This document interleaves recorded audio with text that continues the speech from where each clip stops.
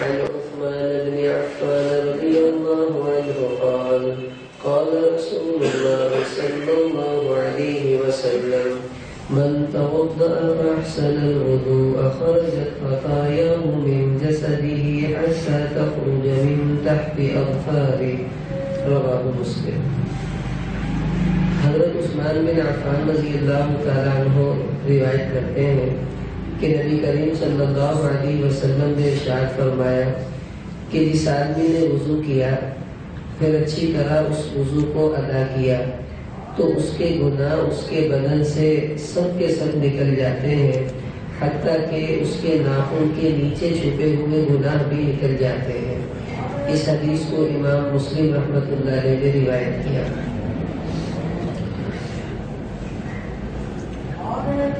آج ہمارا موضوع بڑا اہم موضوع ہے، وہ ہے کہ وضو اور غسل کے بارے میں پیدا ہونے والے وساوس۔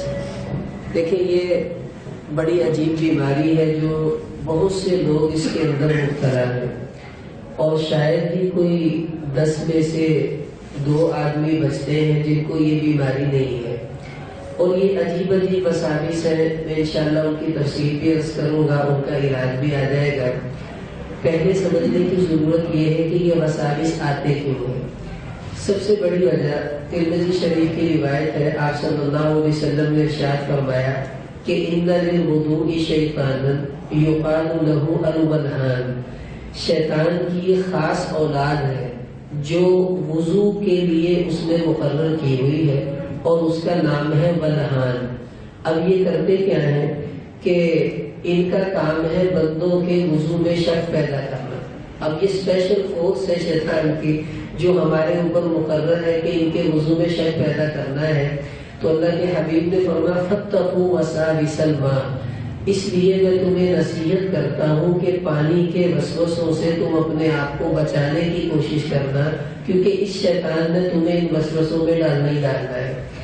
دوسری ابو داؤد شریف کی روایت ہے، نبی کریم صلی اللہ علیہ وسلم نے فرمایا کہ لا یغتسلن احدکم فی مستحمہ، کوئی آدمی تم میں سے غسل خانے میں پیشاب نہ کرے، ثم یغتسل فیہ او یتوضا، پھر پیشاب کرنے کے بعد وہیں غسل بھی کر رہا ہے، وہیں وضو بھی کر رہا ہے۔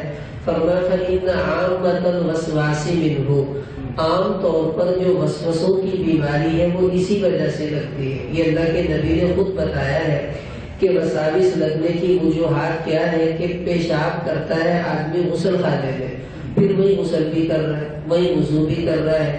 اب جب وہی غسل وضو کرے گا تو شیطان نے تو کہہ دیں گے تیرے پہ چھٹے پہ گئے پہلے پیشاب میں، اب تیرا وضو ہی نہیں ہے، تو پاک ہی نہیں ہے، تیرا غسل ہی نہیں ہے۔ تو یہ 2 وجہ ہیں وساوس کے آنے کی جو وضو سے متعلقہ ہے اور غسل سے متعلقہ، ایک تو شیطان اور دوسرا غسل خانے کے اندر پیشاب کرنا۔ اب دیکھیں، اس بیماری سے 4 بڑے نقصان ہوتے ہیں، 4 بڑے بڑے مکروہ کام وہ بندہ کرتا ہے جو وسوسوں کی بیماری کا شکار ہو جاتا ہے۔ سب سے پہلا مکروہ عمل اس سے یہ ہوتا ہے کہ وہ پانی کو ضائع کرتا ہے۔ اب یہ اتنا بڑا نقصان ہے، حدیث میں آتا ہے نبی کریم صلی اللہ علیہ وسلم نے ارشاد فرمایا، ابو داؤد شریف کی روایت ہے، آپ علیہ السلام نے فرمایا سیکون فی امتی قوم یعتدون فی الطہور والدعاء، کہ میری امت میں عنقریب ایسے لوگ آئیں گے جو وضو میں غسل میں اندھا دھند پانی بہائیں گے۔ اب اس بیچارے کو وسوسہ لگا ہوا ہے کہ میرا وضو ہوا ہی نہیں ہے، انہوں نے تو چنگی طرح تسلی کر کے اٹھنا نا۔ میرے ایک دوست ہے، اب وہ باہر کسی ملک میں چلے گئے، تو اسی مسجد میں جب پرانا وضو خانہ ہوتا تھا تو وہ وضو کرتا تو مجھے کہتا یا تو اتنے بیٹھ جائے، تو میں بیٹھا رہتا، وہ میرے سامنے وضو کرتا، پھر وضو کر کے مجھ سے پوچھتا میرا وضو ہو گیا؟ اگر میں کہتا ہو گیا تب وہ نماز پڑھتا تھا، اگر کسی نماز میں نہیں ہوتا تو وہ بیچارہ کہتا مولوی صاحب، میں اس وقت میں عالم تو نہیں تھا، تو میرا نام لے کے کہتا یار میں بڑی آج ٹینشن سے رہا، نماز تو میں پڑھ لی پر میرے کو ابھی تک یقین نہیں کہ میری نماز ہوگی، تو تھا نہیں، کسی اور سے میں کیسے پوچھتا کہ میرا وضو ہوا کہ نہیں ہوا؟ تو میری ڈیوٹی یہ تھی کہ میں کہتا تھا ہو گیا۔ پھر وہ نماز پڑھتا تھا، ورنہ وہ وضو ہی کرتا رہتا تھا بیچارہ۔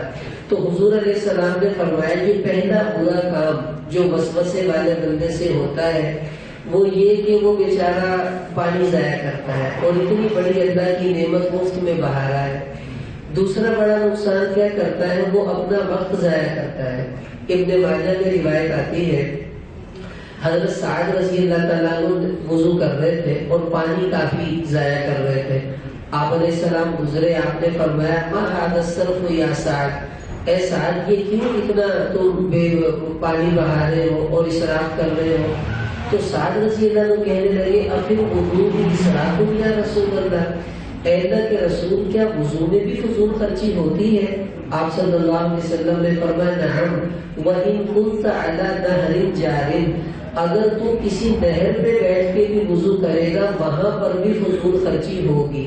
اب دیکھو نہر پہ بیٹھ کر پانی کی فضول خرچی تو سمجھ میں نہیں آتی، کیونکہ وہ پانی دوبارہ نہر میں چلا جاتا ہے۔ تو نہر پر بیٹھ کر جو بندہ فالتو وضو کرے گا وہ وضو اس کا وقت کا ضائع ہونا ہے، کہ چلو پانی ضائع نہیں ہو رہا، تیرا وقت تو ضائع ہو رہا ہے بھی جیڑا کم 5 منٹ کے ہونا سی تو 15 منٹ لا کے 10 منٹ کا تیرے ضائع ہو گئے، اور وقت کا ضائع کرنا یہ کون سا کوئی اچھا کام ہے؟ اللہ کو یہ بھی معلوم نہیں۔ تیسرا مکروہ جو اس وسوسے والے بندے سے صادر ہوتا ہے وہ یہ ہوتا ہے کہ یہ شریعت میں اضافہ کر دیتا ہے اور شریعت کی حدود کو پھیلا دیتا ہے۔ وہ کیسے؟ مشکوٰۃ شریف میں حدیث آتی ہے، نبی کریم صلی اللہ علیہ وسلم نے وضو کیا اور 3 دفعہ اپنے اعضاء کو دھویا، اور دھونے کے بعد دیکھیں یہ سمجھ لیں حضور نے تینوں طرح وضو کیا ہے۔ بخاری شریف میں حدیث آتی ہے کہ یتوضأ النبی صلی اللہ علیہ وسلم مرۃ، کہ حضور علیہ السلام نے ایک دفعہ سارے اعضاء کو دھو کر وضو کیا ہے، ایسے بھی آپ نے کیا ہے۔ اور بخاری ہی کی روایت ہے یتوضأ مرتين، آپ نے سارے اعضاء کو 2 دفعہ بھی دھویا۔ پھر مسند احمد کی روایت ہے حضور علیہ السلام نے یتوضأ ثلاثا، 3 دفعہ اپنے اعضاء کو دھویا۔ اب جب آپ نے 3 دفعہ دھو لیا تو دھونے کے بعد فرمایا کہ من تعدی، کہ جس آدمی نے اس سے زیادہ وضو کیا، یعنی 3 دفعہ سے زیادہ 4 دفعہ 5 دفعہ وضو میں پانی استعمال کیا، تو آپ علیہ السلام نے فرمایا من زاد علی ھذا فقد اساء وتعدى وظلم، اس نے 3 برے کام کر لیے، ایک تو گناہ کیا اس نے، دوسرا وہ حد سے بڑھ گیا، تیسرا اس نے ظلم کیا۔ اب یہ وسوسے کی بیماری سے تیسرا بڑا مکروہ عمل یہ ہے کہ آدمی شریعت کی حدود پھیلاتا ہے۔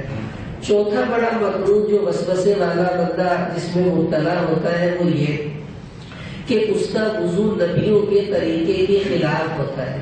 اب نبیوں کا طریقہ کیا ہے؟ حدیث میں آتا ہے، طبرانی کی روایت ہے، آپ علیہ السلام نے وضو کیا، 3 دفعہ اپنے اعضاء کو دھویا اور فرمایا بِهَذَا أَمَرَنِي رَبِّي، میرے رب نے مجھے اتنا ہی وضو کرنے کا حکم دیا ہے کہ 3 دفعہ، اس سے زیادہ میں نہیں کروں گا۔ اور مشکوٰۃ شریف کی روایت ہے آپ صلی اللہ علیہ وسلم نے 3 دفعہ وضو کیا اور کرنے کے بعد فرمایا ھذا وضوئی ووضوء الانبیاء قبلی ووضوء ابراہیم، کہ یہی میرا وضو ہے، یہی پہلے نبیوں کا وضو تھا اور یہی وضو ابراہیم علیہ السلام نے کیا تھا۔ اب جو بندہ وسوسے کا بیمار ہے وہ 3 نہیں 4 5 6 8 10 دفعہ اپنے اعضاء کو دھوئے گا، تو اب بتاؤ اس کا وضو نبیوں کے مطابق ہوگا؟ اس نے تو کوئی اور ہی طریقہ اختیار کر لیا۔ یہ 4 بڑے بڑے برے عمل وسوسے کا مریض وضو کے اندر کر بیٹھتا ہے۔ اب وضو کے اندر 5 بڑے وسوسے آتے ہیں، اب میں وہ عرض کرتا ہوں، 5 کا علاج بھی عرض کروں گا۔ یہ 5 بڑے بڑے وسوسے کسی نہ کسی بندے کو آ جاتے ہیں۔ سب سے پہلا وسوسہ یہ آتا ہے، بیٹھے بیٹھے شیطان اس کے دل میں یہ ڈالتا ہے کہ تیرا وضو تو ہے گئی۔ اب وہ سوچتا ہے یار پتہ نہیں میرا وضو ہے کہ نہیں۔ اب آپ سے کوئی پوچھے گا کہ بھائی تیرا وضو ہے، اور آپ سوچ میں پڑ جائیں یار کروں تو میں کر کے آیا سی، ہن پتہ نہیں ہے گا کہ نہیں ہے گا۔ اب یہ ایک وسوسہ ہے۔ اب مسئلہ اچھی طرح سمجھ لیں، شریعت کا اصول یہ ہے کہ الیقین لا یزول بالشک، کہ جس چیز کا آپ کو یقین ہے شک کی وجہ سے وہ یقین ختم نہیں ہوتا۔ اب آپ گھر سے وضو کر کے آئے ہیں، آپ کو اس کا یقین تو ہے نا، اب آپ کا وضو ہے یا نہیں اس کا آپ کو شک پیدا ہو گیا. تو وضو کرنے کا یقین تھا، ٹوٹنے کا شک ہے، تو شک کو چھوڑ دیں، یقین کو اختیار کریں، آپ کا وضو ہے، بس یہ پکا آپ کو یقین ہونا چاہیے.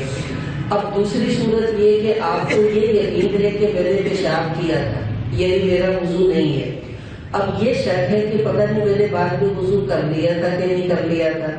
اب نہ کرنے کا یقین ہے اور کرنے کا شک ہے، تو کیا کرنا ہے بھائی؟ یقینی بات کو اختیار کرنا. اب آپ کا وضو نہیں ہے، کیونکہ نہ کرنے کا یقین تو ہے کہ میں نے پیشاب تو کیا ہے، اب بعد میں وضو کیا یا نہیں کیا یہ مجھے یاد نہیں ہے، تو اب آپ کا وضو نہیں ہے.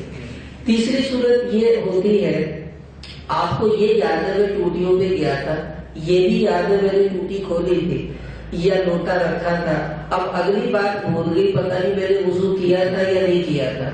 اس صورت میں بھی علماء نے لکھا چونکہ اسباب وضو اختیار کر لیے ہیں، اب اس کو یاد نہیں ہے کہ میں نے وضو کیا تھا یا نہیں کیا تھا، تو حکم شریعت کا یہ ہے کہ آپ کا وضو ہے، کیونکہ آپ کو یہ یقین ہے کہ میں نے ٹوٹی کھولی ہے، یہ بھی یقین ہے کہ میں نے ہاتھ دھوئے ہیں، اگلا نہیں مجھے یاد کہ وضو کیا یا نہیں کیا، تو اب آپ کا وضو ہے.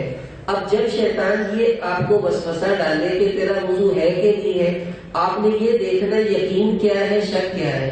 اگر یقین وضو ہونے کا ہے تو آپ کا وضو ہے، اور یقین وضو نہ ہونے کا ہے تو پھر آپ کا وضو نہیں ہے.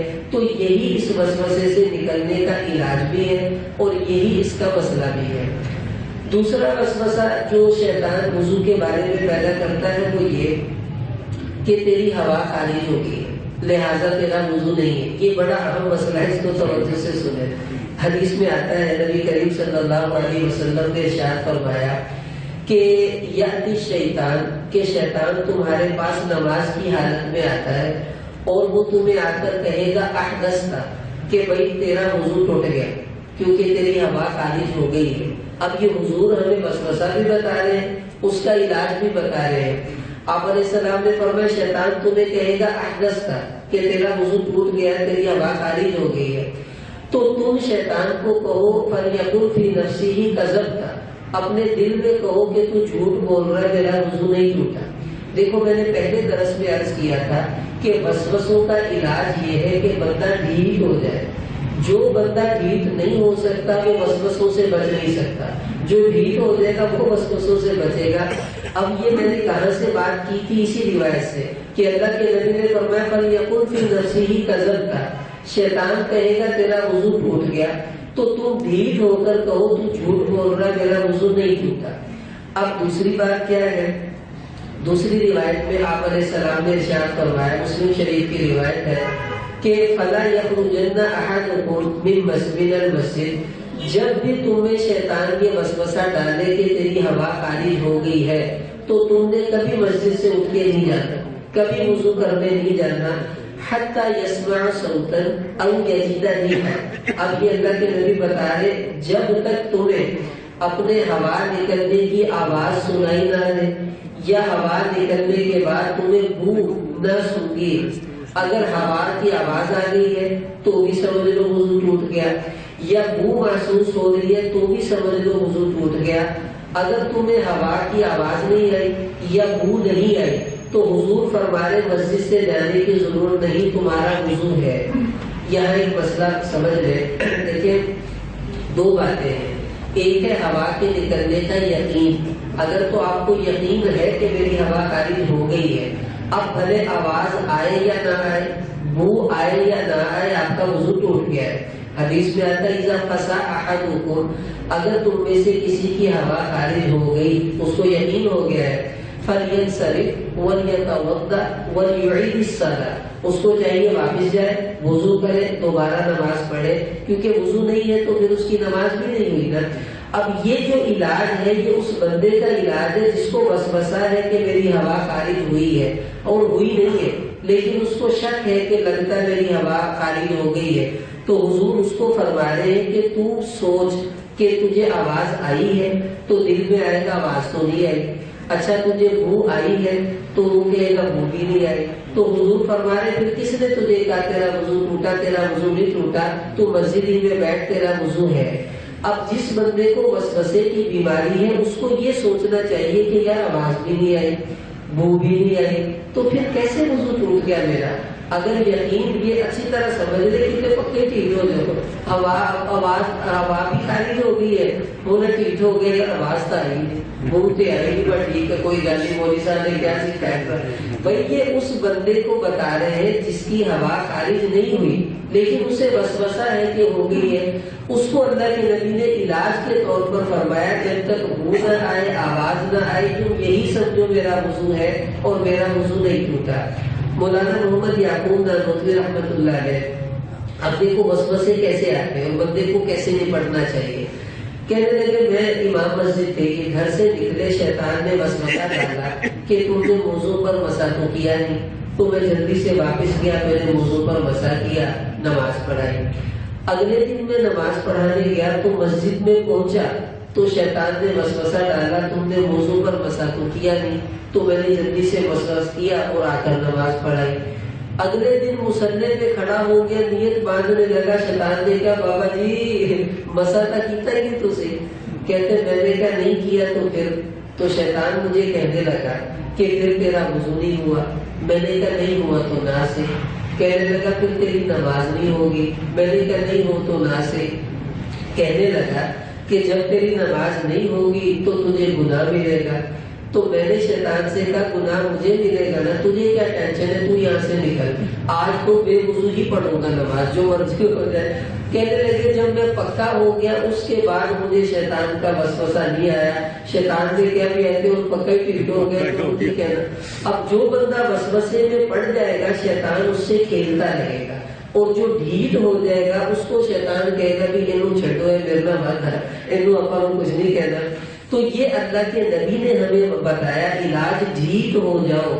کہو کہ تو جھوٹ بولتا ہے، میری تو ہوا خارج نہیں ہوئی، تو کیسے کہتا ہے ہوا خارج ہوئی ہے، مجھے یقین نہیں ہوئی. تب آپ اس وسوسے سے بچیں گے. تیسرا بڑا وسوسہ وضو کے بارے میں شیطان یہ ڈالے گا کہ بھائی تیرا قطرہ نکل گیا ہے پیشاب کا. یہ بھی حدیث میں آتا ہے، مصنف ابن ابی شیبہ میں روایت ہے، اللہ کے نبی نے ارشاد فرمایا کہ شیطان آئے گا وَيَعْصِلُ ذَكَرَهُ، اور تمہارے پیشاب کی نالی کو دبا لے گا، جس کی وجہ سے تمہیں پھر یہ وسوسہ ڈالے گا کہ بھائی تیرا قطرہ نکل گیا ہے. اب حضور علیہ السلام نے اس کا علاج بھی یہی بتایا ڈھیٹ ہو جانا. فرمایا کہ فَلَا يَخْرُجْ حَتَّى يَسْتَيْقَنَ، جب تک تمہیں یقین نہ آ جائے کہ واقعی میرا قطرہ نکلا ہے اس وقت تک تم نے نماز بھی نہیں توڑنی اور مسجد سے جا کر وضو کرنے کی تمہیں ضرورت بھی نہیں ہے. جب یقین ہو کہ واقعی نکل گیا ہے اب چلے جاؤ. اگر تمہیں یقین نہیں ہے تو پھر یہی کہو کہ شیطان کا وسوسہ ہے اور کوئی میرا قطرہ وطرہ خارج نہیں ہوا، ایسی بک بک کرتا ہے، مجھے اس کو توجہ نہیں دینی. اب بہت سے لوگ بیچارے اسی چکر میں ہوتے ہیں. حضرت خانوی رحمۃ اللہ علیہ کے پاس ایک آدمی نے آ کر کہا کہ حضرت مجھے نماز میں خطرہ نکل جاتا ہے. فرمایا بھی نکلتا ہے یا شک ہے؟ کہنا نہیں جی نکلنا نہیں، ویسے میں شک آتے. کہتے پھر تم ٹینشن لینے کی لوڑ ہے. بھائی آپ یہ کہہ رہے نکلنا نہیں ہے، شک ہے. اب مسئلہ سمجھ لیں، جس آدمی کو یہ بیماری ہے کہ اس کے قطرے نکلتے ہیں اس کو چاہیے نماز سے آدھا گھنٹہ پہلے پیشاب کرے، استنجا کرے، اس کے بعد اٹھے بیٹھے، کھانسی کرے، چلے پھرے، تاکہ جو قطرہ نماز میں نکلنا ہے وہ نماز سے پہلے نکل جائے اور پھر وہ تازہ وضو کر کے تسلی سے آ کر نماز پڑھے.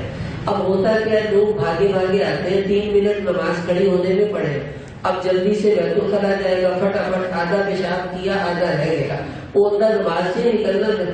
جب ہم آدھا گھنٹہ پہلے پیشاب کریں گے تو پھر وہ قطرے جو نماز میں نکل رہے ہیں وہ پہلے نکل جائیں گے. ہمیں اجلت کی وجہ سے یہ قطروں کی بیماری اکثر لوگوں کو لگ جاتی ہے، تو بھائی اس کا یہ حل ہے. دوسرا حل یہ ہے جن کو قطروں کی بیماری ہے کہ وہ ایسا کیا کرے کہ اپنے ایک تو انڈر ویئر پہنے، پھر انڈر ویئر کے اندر کوئی کپڑا یا ٹشو رول کر کے رکھ لیا کرے. استنجے کے بعد اگر کوئی قطرہ نکلے گا تو اس کپڑے اور ٹشو میں نکلے گا، اس کو نکال کر نماز سے پہلے پھینک دیں اور تسلی سے اپنی نماز پڑھ لیں، آپ کو کوئی پریشانی نہیں ہوگی. پھر اس کے دو علاج حدیثوں میں اللہ کے نبی نے خود بتلائے ہیں کہ جن کو قطروں کے وسوسوں کی بیماری ہے. اب دیکھو جس کا قطرہ نکلا ہے اس کا تو بھائی وضو ٹوٹ گیا. اب جس کو وسوسہ ہے وہ کیا کرے گا, کیونکہ یہ شیطان نے ڈالنا ہوتا ہے. تو سب سے پہلا علاج یہ ہے کہ وہ مٹی کا ڈھیلا پیشاب کرنے کے بعد استعمال کرے. حضور علیہ السلام مٹی کا ڈھیلا استعمال کرتے تھے. آج کل گھروں میں اور مسجدوں کے واش روم میں مٹی کا ڈھیلا استعمال نہیں کرتا, گندگی زیادہ ہو جاتی ہے. تو ٹیشو پیپر استعمال کریں, وہ آپ کے جو قطرے اندر نالی میں رکے ہوئے ہیں ان کو سک کر کر کھینچ لے گا اور پھر وہ قطرے آپ کے نماز میں نہیں نکلیں گے. ایک علاج تو یہ ہے کہ ٹیشو استعمال کریں. دوسرا علاج کیا ہے, وہ ترمذی شریف کی روایت ہے. آپ صلی اللہ علیہ وسلم نے فرمایا کہ مجھے جبریل نے آ کر یہ کہا, یا محمد اذا توضأت فانتظر, کہ جب آپ وضو کیا کریں تو وضو کے بعد چھینٹے مارا کریں. اور حدیثوں میں آتا ہے, اور تقریباً تمام سیاہ ستہ کی کتابوں میں یہ حدیث ہے کہ حضور علیہ السلام جب وضو کرتے تھے تو وضو کرنے کے بعد آپ قمیص کو اٹھا کر پانی تھوڑا سا لیتے اور اس کو اپنی چادر کے اوپر, یعنی ہم یوں سمجھ لیں کہ ہم قمیص اٹھا کر شلوار پر چھینٹے مارے. اب یہ وسوسوں کی بیماری کا علاج ہے. کیسے کہ جب آپ آئیں گے تو شیطان کہے گا کہ تیرا قطرہ نکل گیا, تو آپ کہیں گے چیک کرو نکلا کہ نہیں نکلا. جب آپ دیکھیں گے وہاں تو قطرے ہی قطرے ہیں, کیونکہ ابھی تو آپ چھینٹا مار کے آئے, تو پھر آپ کو ذہن میں آئے گا کہ نہیں یار یہ تو وہ چھینٹے ہیں جو میں نے مارے ہیں, میرا کوئی قطرہ وطرہ نہیں نکلا, یہ تو وہی چھینٹے ہیں جو میں بھی لگا کر آیا ہوں. یوں شیطان کہے گا قطرہ نکلا ہے, آپ کہیں گے کہ نہیں ایسے میں اپنے ہاتھی پہ چھینٹے مار کے آیا. تو جب آپ شیطان کو جواب دیں گے کہ یہ چھینٹے تو میں نے ابھی مارے ہیں, تو یوں وہ وسوسہ جو قطرہ نکلنے کا شیطان نے ذہن میں ڈالا تھا وہ دور ہو جائے گا, اور رفتہ رفتہ یہ بیماری آپ سے ختم ہو جائے گی. تو یہ ایک وسوسہ. تیسرا یہ ہے, چوتھا بڑا وسوسہ جو شیطان ڈالتا ہے وضو کے بارے میں, وہ یہ کہ بھائی تیرے مسوڑے سے خون نکل گیا ہے, لہذا خون نکلنے سے وضو ٹوٹ جاتا ہے, تیرا وضو ٹوٹ گیا ہے. کبھی نماز میں ہوگا, کبھی نماز کے علاوہ ہوگا. اس کا مسئلہ سمجھ لیں کہ اگر آپ کے مسوڑے سے خون نکلتا ہے, بعضوں کے مسوڑوں میں کمزوری ہوتی ہے یا مسواک کرتے ہوئے نکل آیا, تو آپ ٹھنڈے پانی کی کلی کریں تاکہ وہ خون رک جائے. اب بعد میں وسوسہ آئے گا کہ بھائی تیرا خون لگتا ہے نکل گیا ہے, لہذا وضو بھی ٹوٹ گیا ہے. اچھی طرح مسئلہ سمجھ لیں, جن بندوں کے مسوڑوں سے خون نکلتا ہے, اب منہ میں ذائقہ محسوس ہوتا ہے کہ لگتا ہے خون نکل گیا, کیونکہ خون کا اپنا ایک ذائقہ ہوتا ہے. تو آپ کو چاہیے اگر پہلی دفعہ آپ کے ساتھ ہوا ہے تو آپ تھوکے, باہر نکل کر کسی ایسی جگہ پر تھوک پھینکے جہاں آپ تھوک کو دیکھ بھی سکیں. اب جب آپ نے تھوکا ہے تو آپ اس کو غور سے دیکھیں کہ خون تھوڑا ہے یا تھوک تھوڑا ہے. اگر تو خون تھوڑا ہے, تھوک زیادہ ہے, ہلکا ہلکا سا لال ہے, تو اس سے وضو نہیں ٹوٹتا, آپ کا وضو ہے. اور اگر خون زیادہ ہے, تھوک تھوڑا ہے, سارے لال لال آپ کو محسوس ہو رہا ہے, تو اب خون زیادہ ہونے کی وجہ سے آپ کا وضو ٹوٹ گیا ہے. اب آپ کو دوبارہ وضو کرنے کی ضرورت ہے. اب جب آپ نے تھوک پھینکا تو آپ کو محسوس ہو گیا ہے کہ اتنا ذائقہ تھا, لیکن یہ تو بالکل معمولی سا ہے, اس سے کیا فرق پڑتا ہے. تو آئندہ جب ویسا ذائقہ محسوس ہو تو آپ نے یہی سمجھنا تھوڑا بہت اس سے کچھ نہیں ہوتا بس, اور اس پر پکے ہو جائیں گے تو آپ صحیح رہیں گے. اور اگر آپ ہر دفعہ تھوک پھینک پھینک کے چیک کرنا شروع کر دیا تو پھر آپ وسوسے کے مریض بن جائیں گے. ایک دفعہ صرف آپ نے تھوک پھینک کے چیک کرنا ہے کہ اس قسم کے ذائقے میں کتنا تھوک نکلتا ہے, کتنا خون نکلا ہے. تھوڑا ہے آپ کا وضو ہے, اگر خون زیادہ ہے پھر وضو نہیں, آپ کو دوبارہ کرنا پڑے گا.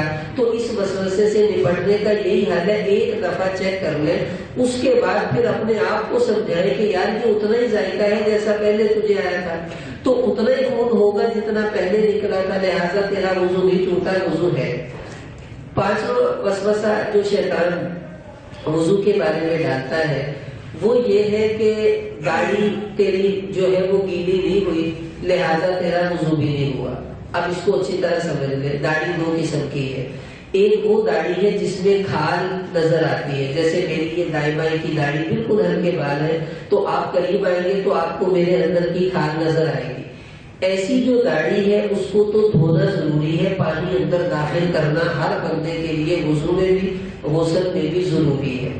اب ایک داڑھی وہ ہے جس میں کھال نظر نہیں آتی، گھنی داڑھی ہے، جیسے میری یہ نیچے کی داڑھی، اب یہ بال ہے لیکن اندر سے کھال آپ کو نظر نہیں آئے گی، نہ قریب سے نہ دور سے، تو ایسی داڑھی کو دھونا ضروری نہیں ہے، اس کا صرف خلال کرنا ہے، جس کو ہم مسالی کہہ دیتے ہیں۔ دھونا اس حصے کو ہے جو آپ کو نظر آ رہا ہے، جو بالوں کے اندر چھپا ہوا ہے اس کو دھونے کا شریعت نے حکم نہیں دیا، تو ہمیں ٹینشن لینے کی کیا ضرورت ہے؟ کتنے لوگ ہیں پانی بھر بھر کے گردن کے پیچھے پھینک رہے ہیں، ادھر ڈال رہے ہیں، اندر ڈال رہے ہیں، بازو کو تو میں نے دیکھا ٹوٹی کے آگے ہو کر داڑھی یوں یوں دھو رہے ہوتے ہیں۔ بھائی کیا ہوا کہ جی پتہ نہیں میرا وضو ہوگا کہ نہیں ہوگا؟ بھائی اتنا تو متقی پرہیزگار ہے، اپنی باقی زندگی تو دیکھ، باقی میں بھی تیرا اتنا ہی تقویٰ ہے، جھوٹ بول لو تو نہیں ہٹنا ہے، گناہ کر لو تو نہیں ہٹنا ہے، دھوکے بازی تو دیتی رکھنی، ایتھے آ کے تم بابا فرید بن جانا، وہ داڑھی بھی تو ہی جانا۔ تو اتنی ہمیں پریشانی کی ضرورت نہیں ہے، شریعت نے سادہ سا حکم دیا ہے، جہاں تک پانی جاتا ہے پہنچا دو، جہاں پانی نہیں جا رہا وہاں کا تم خلال کر لو، داڑھی کا مسا کر لو، بس تمہارا وضو ہو گیا، تمہیں پریشان ہونے کی ضرورت نہیں ہے۔ اب ہم وساوس کا شکار اپنی وجہ سے ہوتے ہیں کہ ہم شیطان کی باتوں کو بڑی توجہ سے سنتے ہیں، پھر ان پر عمل شروع کر دیتے ہیں، پھر پریشان ہو جاتے ہیں۔ سادہ سادہ اصول یاد رکھ لیں جو میں نے عرض کر دیے پانچوں وساوس کے اندر، کہ ان میں آپ نے اپنے آپ کو سمجھانا ہے کہ تیرا وضو نہیں ٹوٹا، تیرا وضو ہے۔ شیطان کہے گا نہیں ہے، آپ نے کہنا ہے، بس جیتے گا وہی جس کا زور زیادہ لگ جائے گا۔ غسل کے اندر وساوس زیادہ نہیں آتے، اس میں ایک وسوسہ آتا ہے جو میں نے عرض کر دیا، اللہ کے نبی نے فرمایا کہ وہی پیشاب کیا وہی غسل کیا، اب اس کو پریشانی ہوگی میرا غسل ہوا کہ نہیں ہوا۔ اس کا مسئلہ بھی سمجھ لیں، دو قسم کے واش روم ہوتے ہیں۔ پہلے زمانوں میں غسل خانے ایسے ہوتے تھے کہ جن میں پانی باہر نہیں جاتا تھا، نیچے ریت وغیرہ ہوتی تھی، وہیں نہاتے، پانی اکٹھا ہوتا رہتا تھا۔ وہاں پیشاب کرنے سے واقعی بندے کو ناپاکی کا اندیشہ بھی ہے اور وسوسہ بھی رہے گا، لیکن جو آج کل ہمارے واش روم ہے اس میں تو پانی نکل جاتا ہے اور وہ بنا ہوتا ہے پانی نکلنے کی جگہ۔ اگر کبھی ایسی ضرورت پیش آ گئی کہ آپ نے کپڑے اتار لیے اور پیشاب بھی آ گیا ہے، اب کیسے جائیں، تو پھر اس سوراخ کے قریب جا کر پیشاب کر کے پانی بہا دیں تاکہ سارا پیشاب بہہ جائے، اس کے بعد بے فکر ہو کر غسل کریں، آپ کو ناپاکی کا کوئی اندیشہ نہیں ہے۔ لیکن اس سے بھی بچنے کی کوشش کریں، مشورہ یہی ہے، کیونکہ اللہ کے نبی نے فرمایا وہی پیشاب کرو گے وہی نہاؤ گے تو تمہیں وسوسوں کی بیماری تو لگے گی۔ اب آخری بات یہ ہے کہ ہمارے ہاں واش روموں کے اندر دو قسم کے نظام ہیں، جو یعنی پیشاب وغیرہ کرنے کی جگہ ہے وہ سیٹ ذرا دور ہوتی ہے اور ایک طرف کو بیسن لگا ہوا ہے۔ اب آپ نے وضو کرنا ہے تو واش روم کے اندر وضو کر سکتے ہیں یا نہیں؟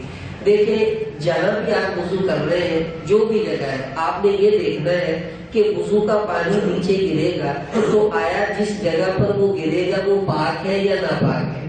اگر وضو کا پانی ناپاک جگہ پر گرے گا تو چھینٹے ناپاک آپ کے کپڑوں پر پڑیں گے تو وہاں آپ کو وضو نہیں کرنا چاہیے، اور اگر آپ کو یقین ہے کہ وہ پانی پاک جگہ پر گرے گا تو وہاں وضو کر لیں۔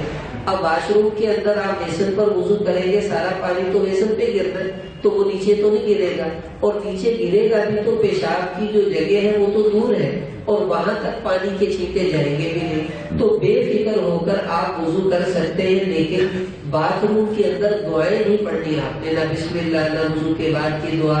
ہاں وضو کر سکتے ہیں، وضو کی دعائیں وہاں پڑھنے کی اجازت زبان سے نہیں ہے، دل میں اگر پڑھے تو اس کی بعض علماء نے گنجائش دی ہے کہ استحضار کر لیں تو کوئی بات نہیں، اس کی گنجائش ہے، لیکن کوشش یہ کریں کہ وضو بیت الخلاء سے باہر ہی نکل کر لیں تاکہ آپ وسوسوں سے بھی بچ جائیں اور وضو بھی آپ کا اچھے طریقے سے ہو، وضو کی دعاؤں کا اہتمام بھی ہو جائے۔ تو اس کی سارے میں کوشش کر لیں گے انشاءاللہ۔ اب یہ وضو اور غسل کے کچھ وساوس تھے، ان کا علاج کا عرض کر دیا ہے۔ اب کوئی بھائی ایسا ہو جس کے ذہن میں ان کے علاوہ کوئی سوال آیا ہو جو ہم بتا نہیں سکے تو آپ پوچھ لیں۔ جی مولانا یہ آپ نے جو بتایا کہ آدھا گھنٹہ پہلے پیشاب کر لینا چاہیے، اور اگر بندے کو یقین ہے کہ قطرہ نکل گیا ہے تو اس نے انڈر ویئر پہ نہیں پہنا تو پھر وہ شلوار دھوئے گا؟ اب یہ اچھا سوال ہے کہ اگر کسی کا قطرہ خالی ہو گیا ہے اب وہ کیا کرے؟ اب ظاہر کپڑے تو ناپاک ہو گئے. دیکھیں پیشاب یہ نجاست غلیظہ ہے. نجاست غلیظہ کا حکم یہ ہے کہ ہتھیلی سے آپ کو آسان، پہلے زمانے میں چند سال پہلے 1 روپے کا ٹیپا چلتا تھا بڑا، تو اس ٹھیپے جتنا قطرہ اگر لگا ہے کپڑے کے اوپر لگا اور وہ پھیل گیا تو آپ دیکھیں کہ اس کا پھیلاؤ ٹھیپے جتنا ہے یا اس سے تھوڑا ہے. اگر تو اس سکے سے کم ہے تو اسی طرح اگر آپ بغیر دھوئے بھی نماز پڑھ لیں گے تو آپ کی نماز ہو جائے گی. ٹھیک ہے، بہتر یہ ہے کہ آپ اس کو دھو دیں.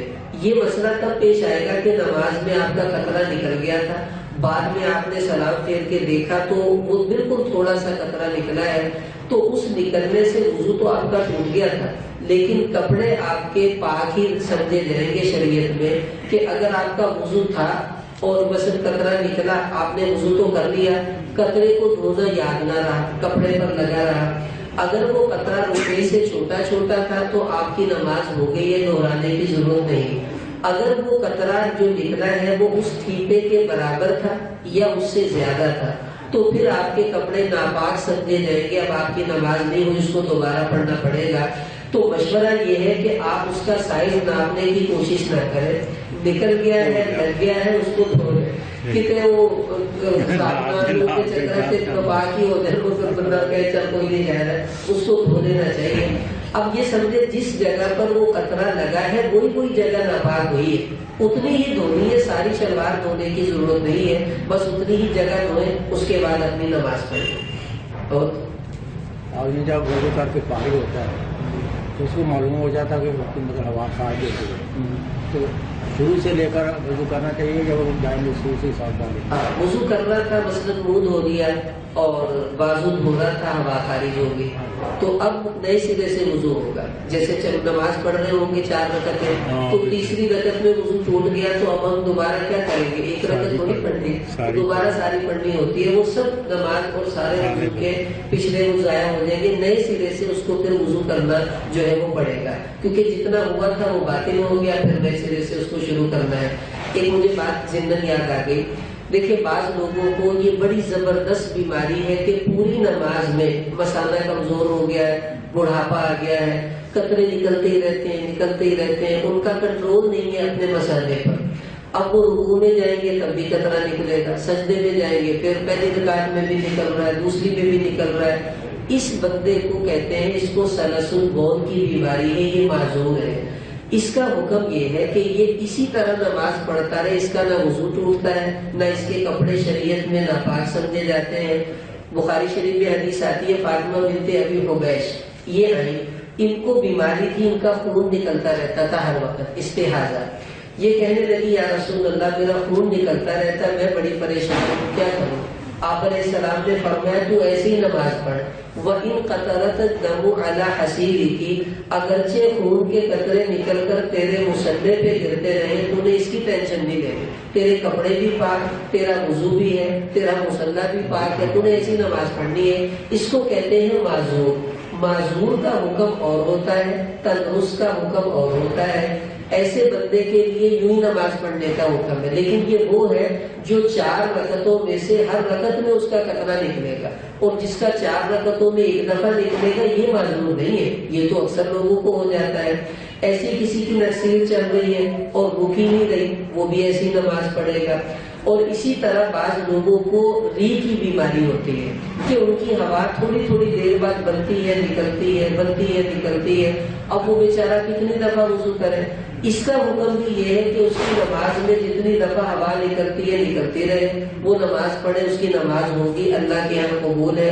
خود حضور علیہ السلام نے یہ بات ارشاد فرمائی ہے کہ من قاع او رعافا، کہ جس بندے کی نصیب چلنا شروع ہو گئی اور وہ چلتی جا رہی ہے وہ ایسی نماز پڑھے، خون نکل رہا ہے ایسی نماز پڑھے. اسی پر علماء نے قیاس کیا ہے اس بندے کو جس کو پیشاب کی بیماری ہے یا ہوا کی بیماری ہے وہ بھی ایسی نماز پڑھے، اس کی نماز ہو جائے گی.